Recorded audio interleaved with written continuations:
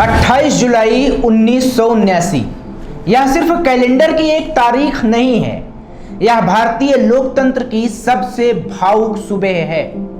आज फिर 28 जुलाई है। दिल्ली की सड़कें पहले की तरह व्यस्त हैं, संसद पहले की तरह खड़ी है, सत्ता के गलियारों में हलचल पहले जैसी ही है।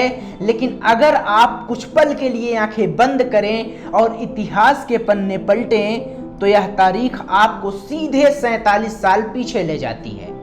28 जुलाई 1979 उस दिन दिल्ली की हवा कुछ अलग थी। सियासत में बेचैनी थी, सरकार बदलने की आहट थी, लेकिन सबसे ज्यादा धड़कनें उन करोड़ों किसानों की थी जिन्होंने कभी यह सपना भी नहीं देखा था कि उनकी झोपड़ी, उनके खेत और उनकी पगडंडियों से निकला एक बेटा भारत का प्रधानमंत्री बनेगा। वह किसी राजघराने में पैदा नहीं हुआ था, उसके पीछे कोई उद्योगपति नहीं था, उसके पास विरासत में महल नहीं थे। उसकी सबसे बड़ी ताकत थी किसानों का विश्वास, गांव की मिट्टी और ईमानदारी की पूंजी। उसका नाम था चौधरी चरण सिंह। दिल्ली के सत्ता गलियारों में राजनीतिक समीकरण बदल रहे थे, जनता पार्टी बिखर रही थी, सांसद इस्तीफे दे रहे थे, सरकार डगमगा रही थी। लेकिन इस पूरे राजनीतिक तूफान के बीच चौधरी चरण सिंह की चिंता केवल एक थी, किसान, गांव और लोकतंत्र।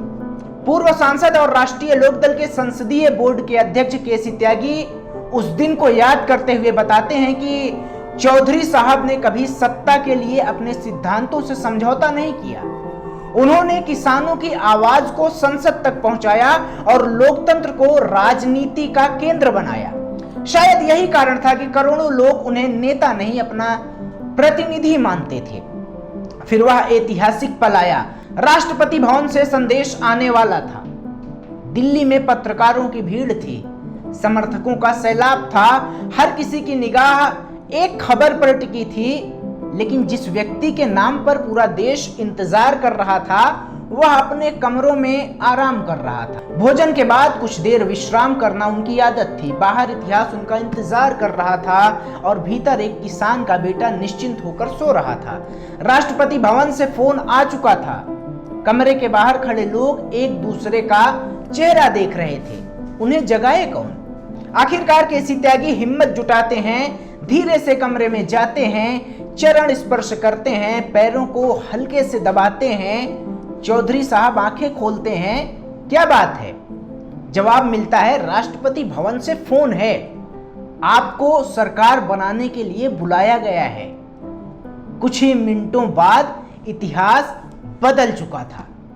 भारत को उसका पहला ऐसा प्रधानमंत्री मिलने जा रहा था जिसकी सबसे बड़ी पहचान उसका गांव था।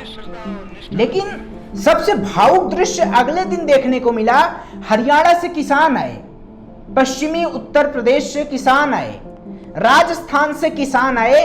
वे फूल नहीं लाए थे, वे महंगी मिठाइयां नहीं लाए थे, वे अपने गांव की सबसे मीठी सौगात लेकर आए थे और वो था गुड़। चौधरी चरण सिंह के आवास पर गुड़ के ढेर लग गए।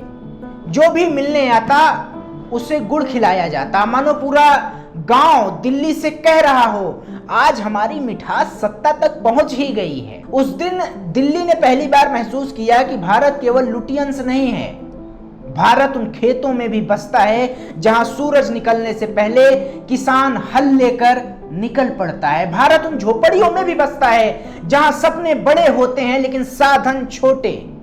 चौधरी चरण सिंह प्रधानमंत्री बन गए, लेकिन प्रधानमंत्री बनने के बाद भी उन्होंने बड़े सरकारी आवास का मोह नहीं किया। न उन्हें आलीशान बंगले आकर्षित कर सके, न सत्ता ने उनका जीवन बदला। दशकों तक मुख्यमंत्री, गृहमंत्री, उप प्रधानमंत्री और प्रधानमंत्री रहने के बाद भी उन्होंने अपने लिए संपत्ति नहीं जोड़ी। आज जब राजनीति अक्सर सत्ता और संपत्ति के तराजू पर तौली जाती है, तब चौधरी चरण सिंह का जीवन एक सवाल बनकर हमारे सामने खड़ा हो जाता है।